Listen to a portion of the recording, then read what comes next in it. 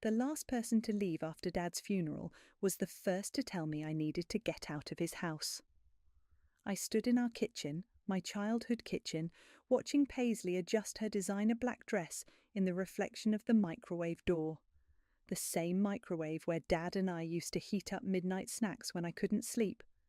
My name is Quinn, and I'd spent the last week crying, but now, staring at my stepmother's perfectly made-up face, I felt nothing but ice in my veins.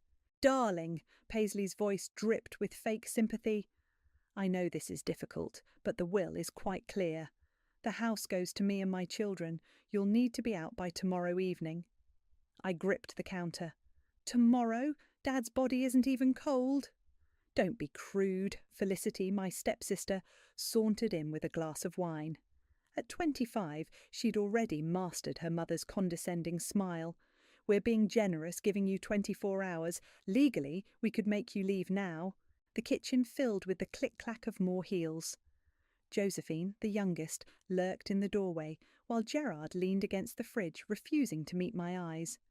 "Show her the will, Mother," Felicity prompted, clearly enjoying the moment. Paisley produced a document from her designer purse, sliding it across the granite countertop. I recognized Dad's signature immediately, but the date made my stomach turn. 3 months ago, when he was already sick, when Paisley barely let me see him.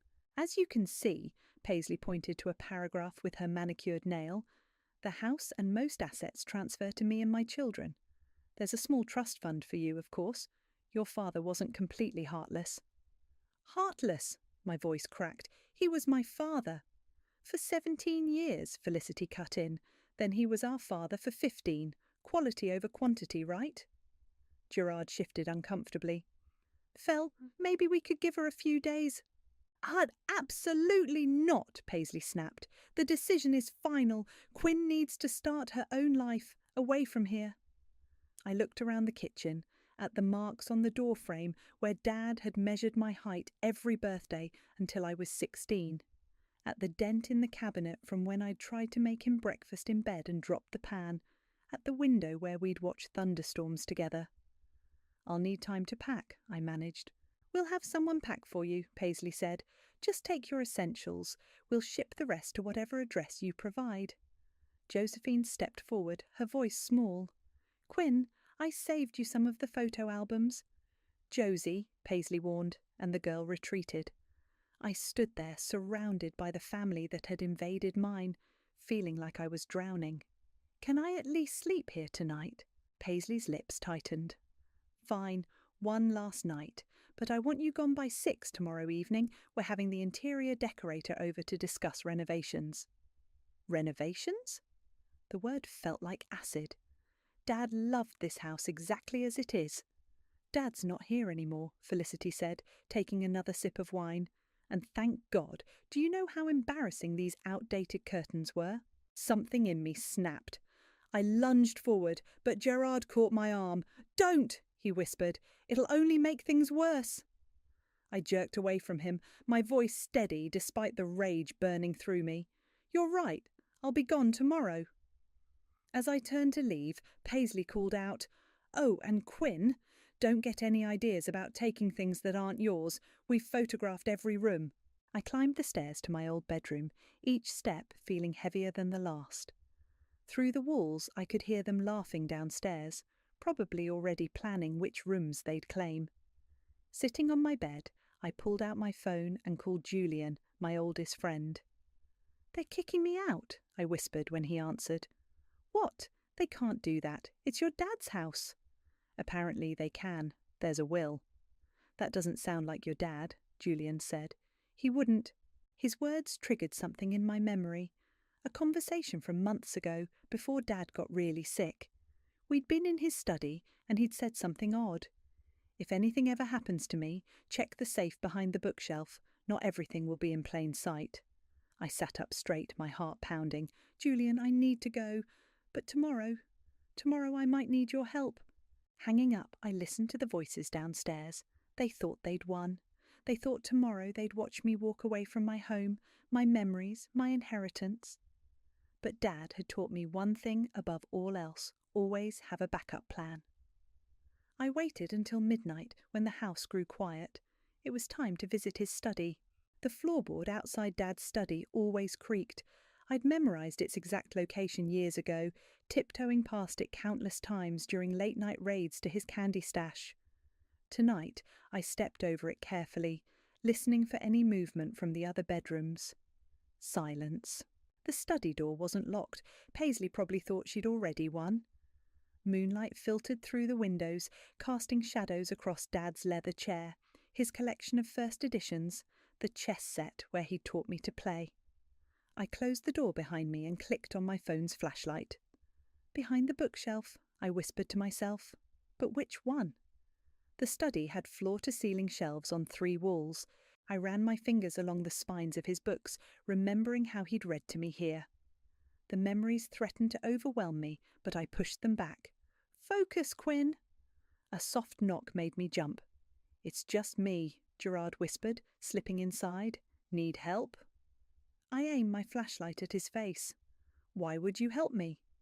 He shifted uncomfortably. "Because Mom and Felicity are being cruel, and because I saw Dad talking to his lawyer last month. He seemed worried." "What lawyer?" "Franklin something. Old guy, bow tie." I remembered Franklin Wise. He'd been Dad's friend for decades. "What did they talk about?" Gerard shrugged. "Couldn't hear, but Dad kept pointing at that shelf." He gestured to the far wall. "The one with all the poetry books." I moved to the shelf, examining it closely. The books were arranged perfectly. Too perfectly. "Help me pull it forward." Together, we gripped the edges of the shelf and pulled. It swung out like a door, revealing a small wall safe behind it. "Holy shit," Gerard breathed. My hands shook as I approached the safe. "What's the combination?"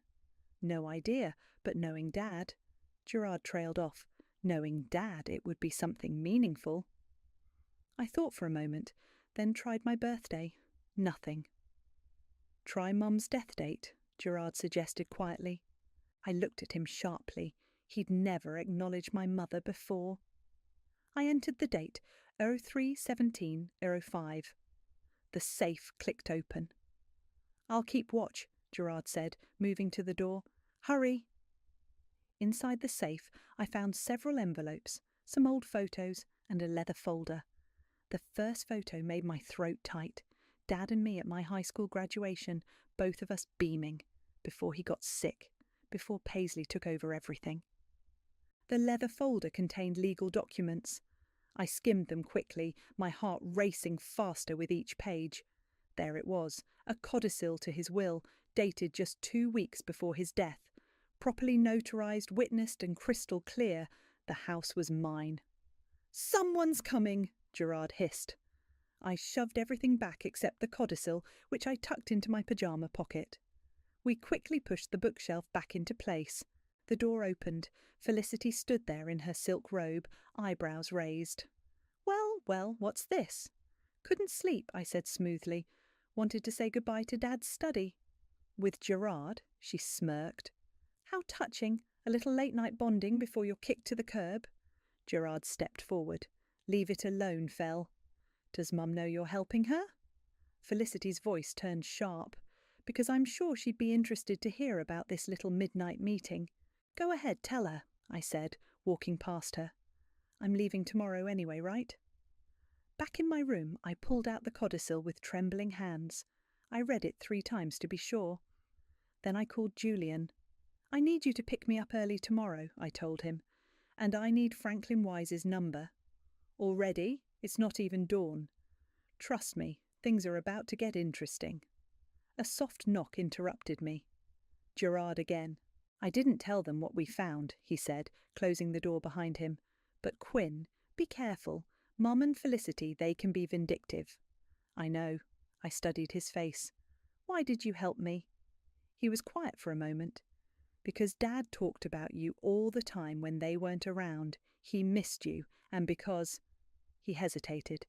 "Because what they're doing isn't right." "Thank you," I said, "but this might get ugly." "I know." He turned to leave, then stopped. "Whatever you found in that safe, make it count." I waited until his footsteps faded before pulling out my phone again. The codicil felt warm in my hand, like it was alive with possibility.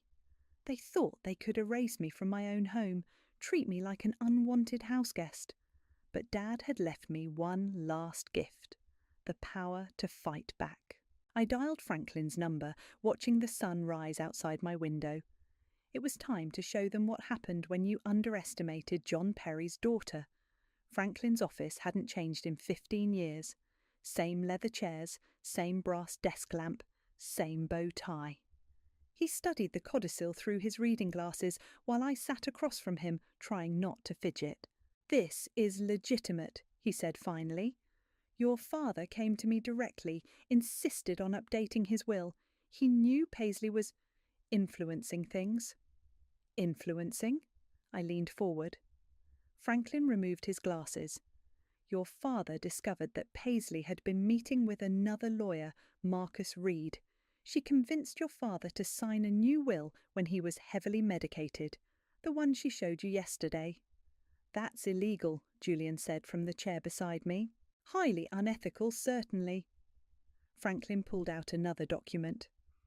"I have proof of the meetings and the medication logs from your father's nurse, but your father didn't want a legal battle while he was sick. Instead, he made this codicil." My hands clenched. "So the house is mine?" "Legally, yes. The codicil supersedes the previous will.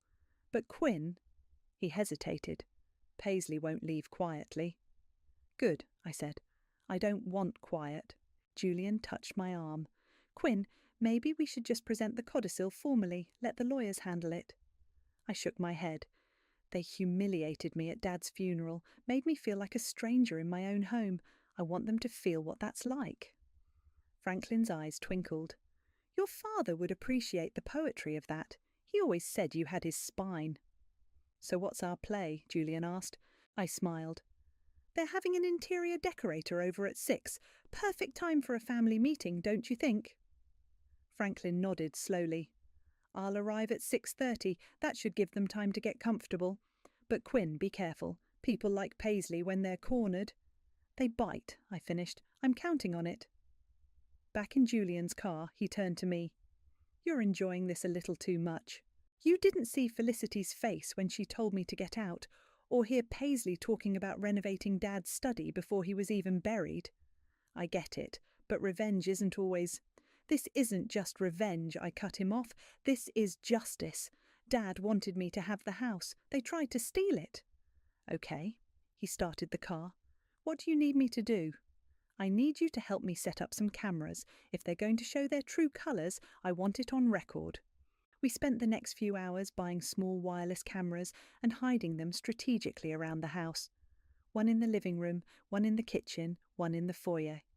I placed the last one in Dad's study myself. At 5:45, I heard cars pulling up. Paisley's voice drifted through the open windows, talking about paint samples and modern fixtures. I texted Julian, who was waiting nearby. "Showtime." Paisley's heels clicked across the foyer. "Quinn, why is your car still here?" I emerged from the kitchen, smiling. "Just finishing up some packing. Don't mind me." Felicity appeared, followed by an elegant woman carrying fabric swatches. "Mother, shouldn't she be gone by now?"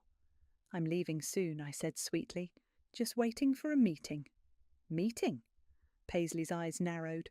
"What meeting?" "Oh, didn't I mention? Dad's lawyer is stopping by." The colour drained from Paisley's face. "Which lawyer?" "Franklin Wise. Remember him? Dad's friend of 30 years. Felicity stepped forward. "Whatever you're planning." The doorbell rang. Gerard opened it, revealing Franklin in his signature bow tie. "Good evening, everyone," he said pleasantly. "I believe we have some business to discuss." "We have nothing to discuss," Paisley snapped. "I have the will right here." "Ah, yes, the will drafted by Marcus Reed." Franklin's voice hardened. "Interesting timing on that, given your husband's medication schedule." The interior decorator looked uncomfortable. "Perhaps I should come back another time." "No," I said, pulling out the codicil. "I think you should stay. After all, we need to discuss who actually has the authority to renovate this house." Paisley's face went from white to red. What is that? This? I held up the document. This is Dad's real final wish. Would you like to read it? Or should I have Franklin explain what happens when someone manipulates a dying man into signing away his daughter's inheritance? The room went deadly quiet. Through the window I saw Julian's car pull up, right on schedule. Felicity lunged for the document, but I stepped back. Careful, I warned. Everything happening right now is being recorded. How do you think a judge would view that kind of behaviour? You're bluffing, Paisley whispered. I pulled out my phone, showing them the live camera feeds. Am I? The interior decorator gathered her things quickly. I'll call to reschedule. Don't bother, I said, not taking my eyes off Paisley. I'll be handling all decisions about this house from now on. The next morning, I sat in the living room, pretending to sort through old photos while Paisley paced the floor on her phone. Her voice carried through the house, shrill with desperation. Marcus, you promised this wouldn't happen? No, you listen to me. Fix this, or I'll make sure everyone knows about our little arrangement. I kept my eyes down, but my phone was recording everything. Julian had helped me download an app that enhanced audio quality. Every word was crystal clear. Felicity stormed in, still in her pyjamas. This is ridiculous. We can't let her win. Lower your voice, Paisley hissed, covering her phone. Marcus, I'll call you back. I flipped through another photo album, pausing at a picture of Dad teaching me to ride a bike. Oh, look at this one. Remember this, Felicity? Oh, wait, you weren't here yet.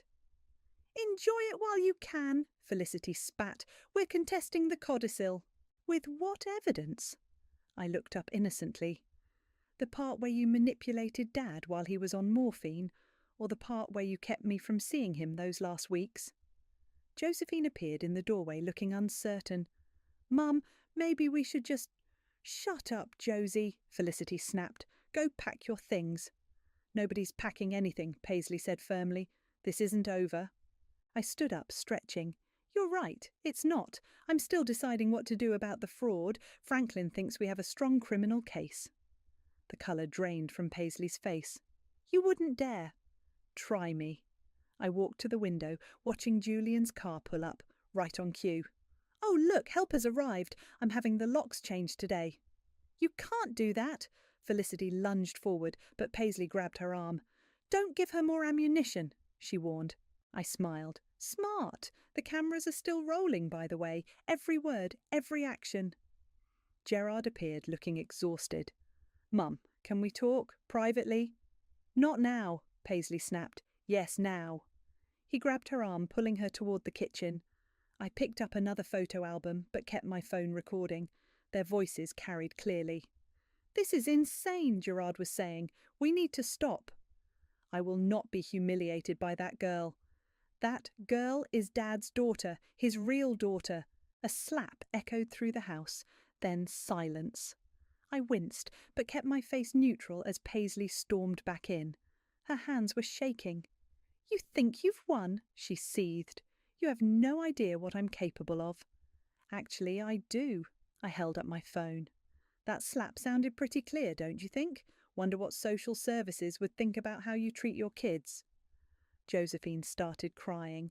Mum, please, let's just go. Nobody's going anywhere, Paisley screamed.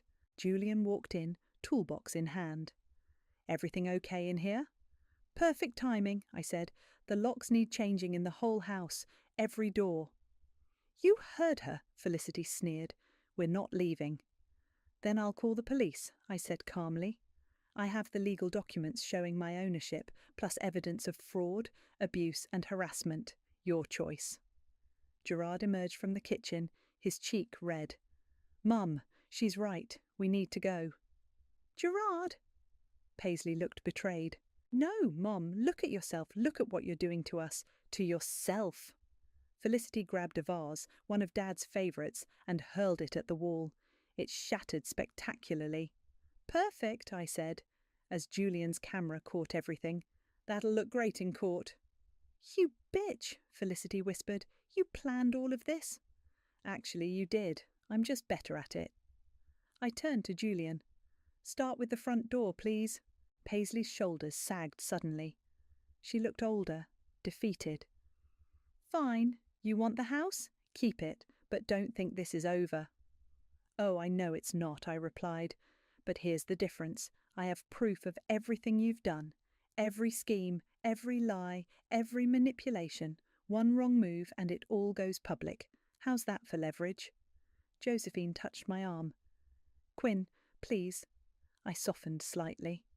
You can come get your things tomorrow, supervised, 1 hour each. How generous, Felicity spat. More generous than you deserve, Julian said, starting work on the locks. I watched them retreat upstairs, listening to their angry whispers and slammed doors. The house already felt different, lighter somehow. Gerard lingered behind. I'm sorry, he said quietly, about everything. I know. I touched his arm gently. You can come back too, just not with them. He nodded and followed his family upstairs. I sat back down with the photo albums, running my fingers over Dad's smiling face. See, I whispered, I told you I'd fix it. The sound of packing and cursing drifted down from above, but for the first time since Dad died, I felt at peace. The house was mine, justice was mine, and this was just the beginning. The next day, I sat in Dad's study while Franklin supervised the moving out process. Each family member had their designated hour, and Felicity was up first. The sounds of her stomping around upstairs made the chandelier shake. She's doing it on purpose, Julian muttered from his spot by the window. Let her, I said. Every tantrum is more evidence. A crash echoed from above, followed by Felicity's voice. Oops, was that Quinn's old cheerleading trophy? Franklin sighed. I'll add it to the list of damaged property. My phone buzzed. A text from Gerard. Mum's meeting with another lawyer, planning something big. Before I could respond, Paisley swept into the study, uninvited. We need to talk. Your hour isn't until 3, I said, not looking up from Dad's desk. This isn't about moving. She perched on the leather chair across from me. I have a proposal.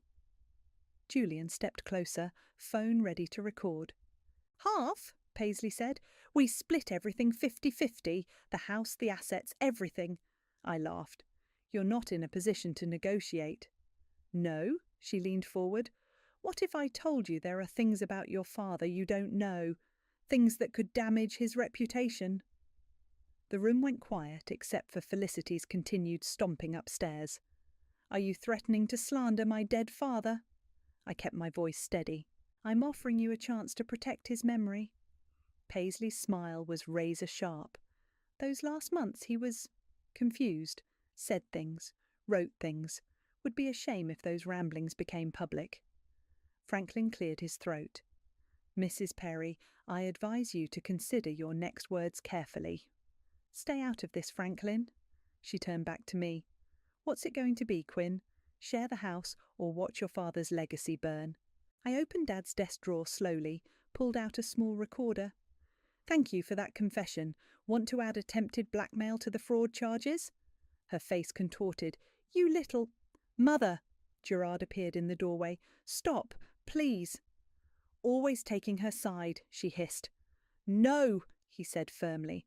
I'm trying to stop you from making things worse. We already lost Dad. Don't make us lose everything else. Josephine appeared behind him, tears in her eyes. Mum, please, let's just go. A thud from upstairs made us all jump. Felicity appeared on the stairs, dragging a massive painting. If we can't have the house, we're taking grandmother's art. That stays, I stood up. Family heirlooms remain with the house. Family? Felicity laughed hysterically. You're not family, you're just the leftover from Dad's first marriage. Felicity, Gerard shouted, but she was on a roll. You think you've won?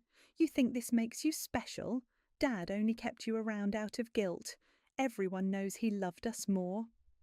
The room went deadly silent. Even Paisley looked shocked. I walked to Felicity slowly, calm and collected. You want to know what Dad really thought? Read this. I pulled out a letter from my pocket, one I'd found in the safe. His last words to me. Go ahead. Her hands shook as she read. Her face went from smug to pale. What does it say? Josephine whispered. Felicity crumpled the paper. He's lying. He was sick. He didn't know. Read it, Gerard demanded, snatching the letter. His voice cracked as he read aloud. My dearest Quinn, I'm sorry I let them push you away. Everything I built, everything I am, was always meant for you. They may have had my time, but you had my heart. Don't let them take what's yours. Love, Dad. Paisley grabbed the letter. This proves nothing. It proves everything, Franklin said quietly, along with the videos, the recordings, and the medical records. Quinn, shall I call the police? Josephine burst into tears. Gerard put his arm around her. No, I said finally. Just get out, all of you. Take your clothes, your personal items. Everything else stays. You can't, Felicity started. I can, I am. You have 30 minutes. Anything left behind gets donated. Paisley straightened her spine. This isn't over. Yes, it is. I sat back at Dad's desk. Unless you want those fraud charges after all? They filed out slowly, Felicity cursing, Paisley rigid with fury. Josephine paused at the door. I'm sorry, she whispered. I didn't know. Go with them, Josie, I said gently. But remember this feeling. Remember what happens when you follow the wrong people. Gerard was last. The letter. Did he really write that? I met his eyes. What do you think? He nodded slowly and left.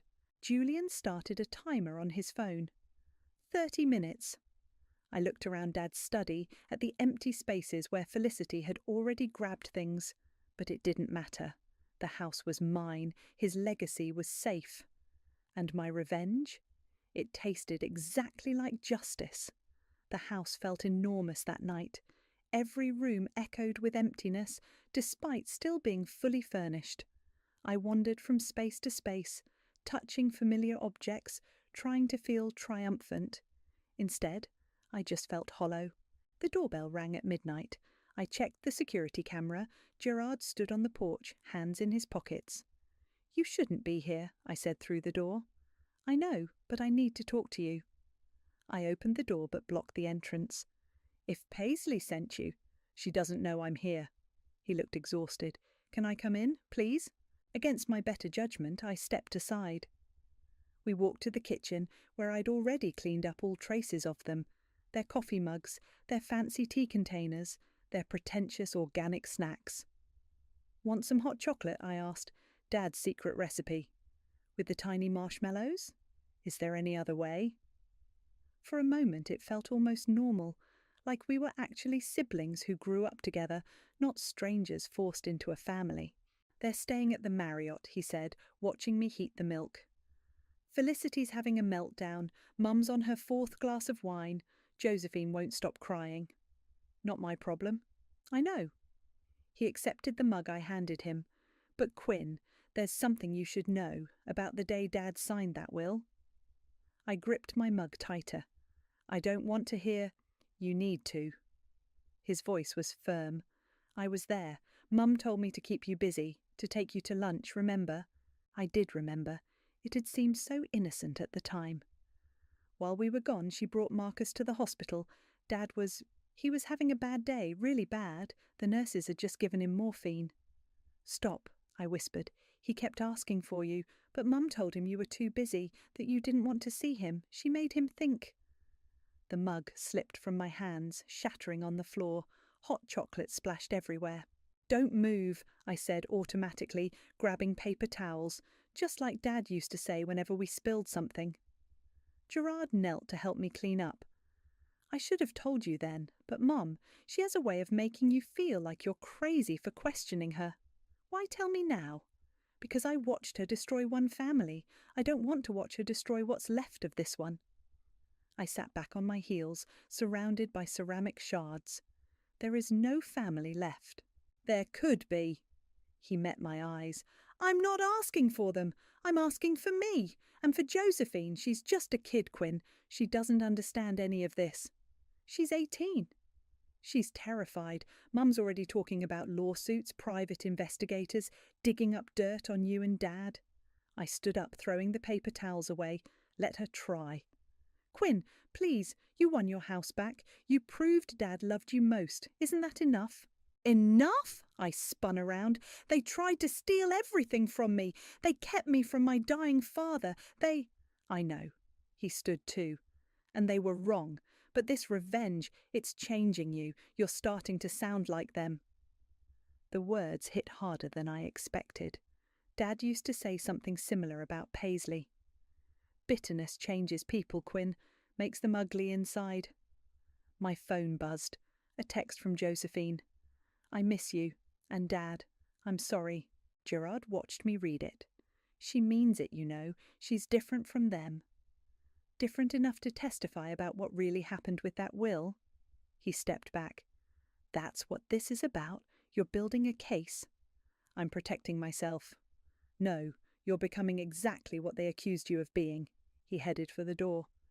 Maybe you did win, Quinn, but at what cost? The door clicked shut behind him, leaving me alone in the huge house. I looked around the kitchen, at the broken mug, the spilled chocolate, the empty chairs where a family used to sit. My phone buzzed again. Julian. You okay? Need company? I started to type I'm fine, but stopped. The truth was, I didn't feel fine. I felt powerful and empty all at once. Come over, I texted back. Bring ice cream. I walked to Dad's study, where his chess set still sat mid-game from our last match. I'd been so focused on winning, on getting revenge, I hadn't noticed what I was becoming. The question was, could I stop? My phone lit up with another text from Josephine. Can we talk? Just us? I stared at the message for a long time, remembering how young she was when she first came into our lives. How she used to follow me around, asking about makeup and boys. Tomorrow, I typed back, coffee shop on Main, just us. Sometimes I heard Dad's voice whisper, the hardest move in chess is knowing when to step back. The coffee shop was nearly empty when Josephine walked in. She looked smaller somehow, wearing an oversized sweater and none of her usual makeup. For a moment I saw the little girl who used to beg me to braid her hair. I didn't tell Mum I was coming, she said, sliding into the booth. Smart? I pushed a vanilla latte toward her, her favourite. You remembered. She wrapped her hands around the cup. Hard to forget. You used to steal sips of mine all the time. An uncomfortable silence fell between us. Through the window, I watched leaves scatter across the parking lot. They're saying terrible things about you, Josephine finally said. About Dad, too. I expected that.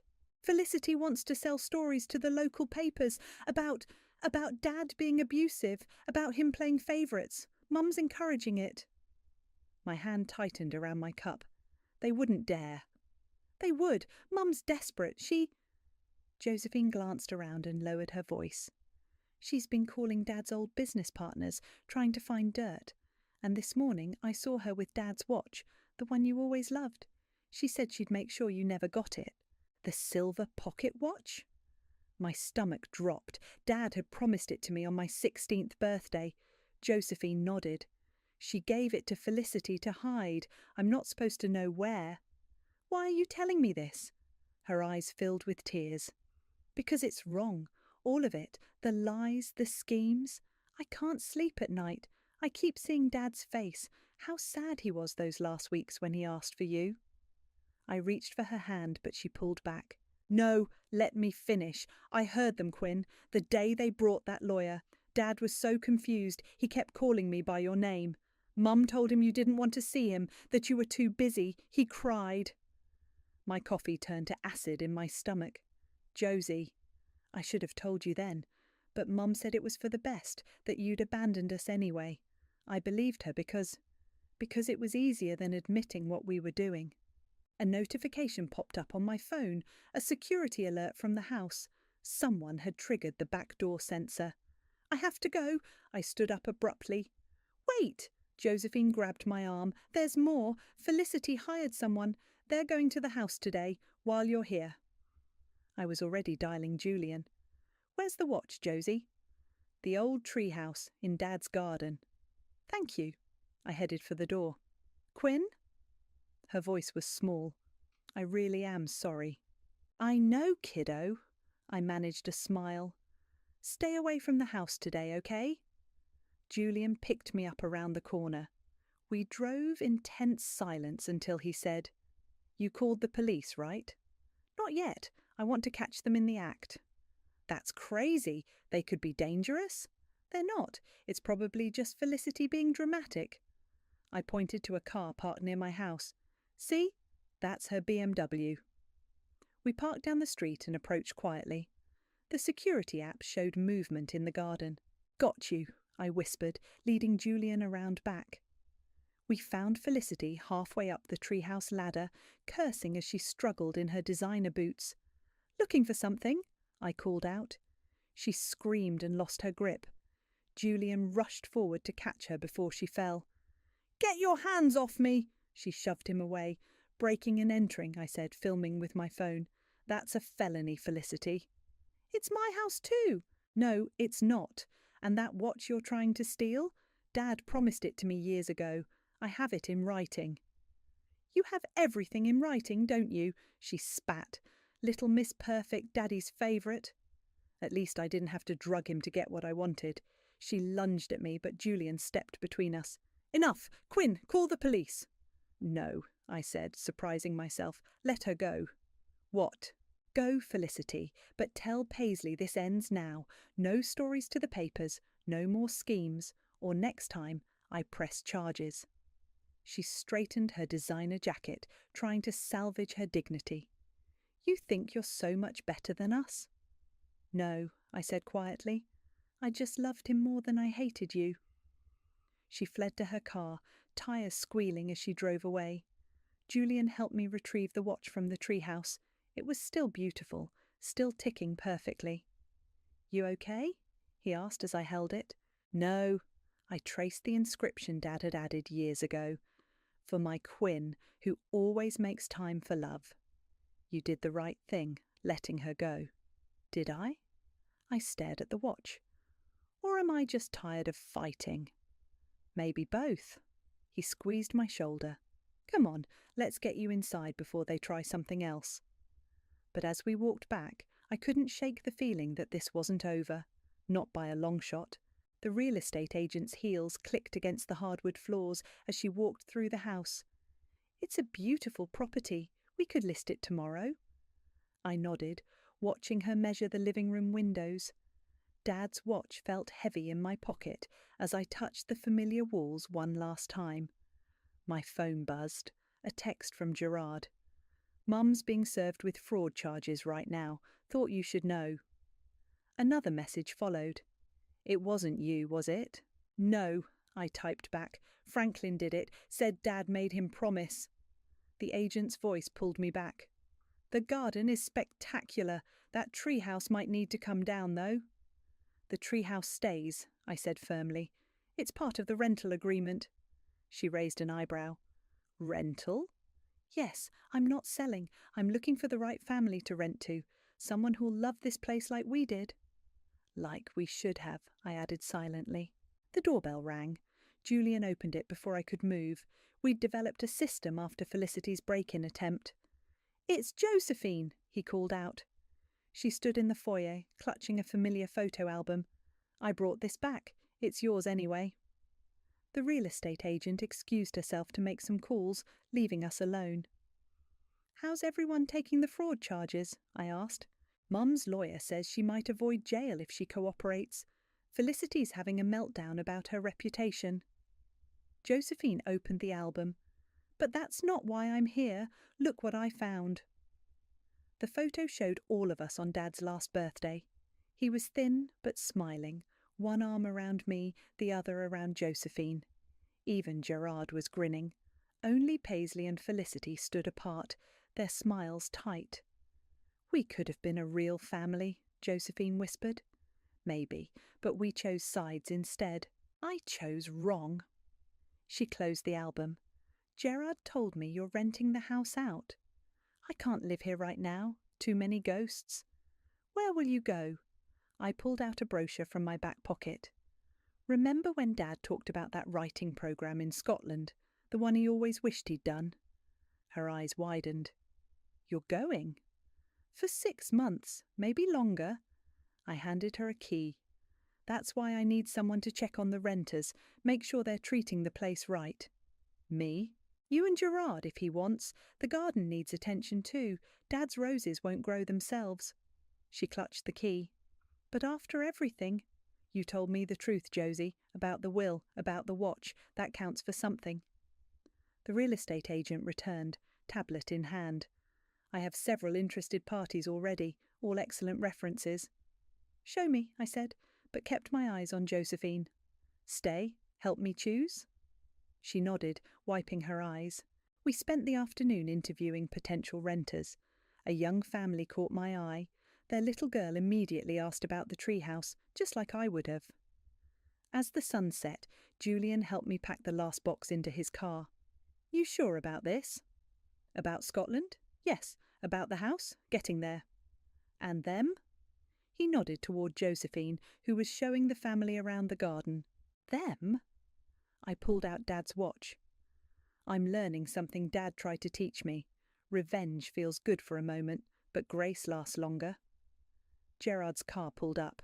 He got out slowly, uncertainly. The roses need pruning, I called out.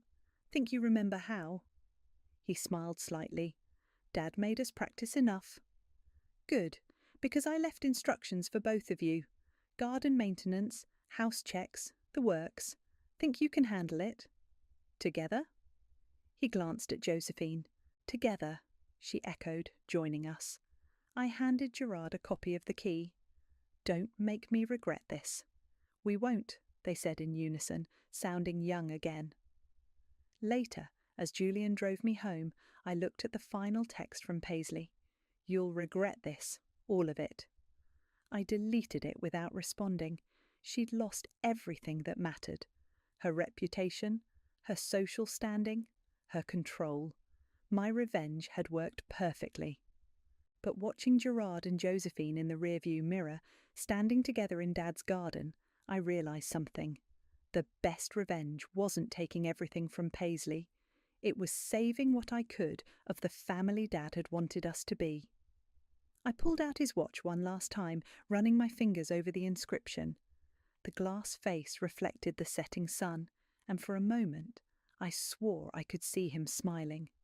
Ready? Julian asked as we turned the corner. I tucked the watch away, feeling lighter than I had in months. Yeah, I think I finally am. The house disappeared behind us, but I wasn't afraid. Sometimes moving forward means letting go, not of the past, but of the anger that chains you to it. Dad taught me that too in the end.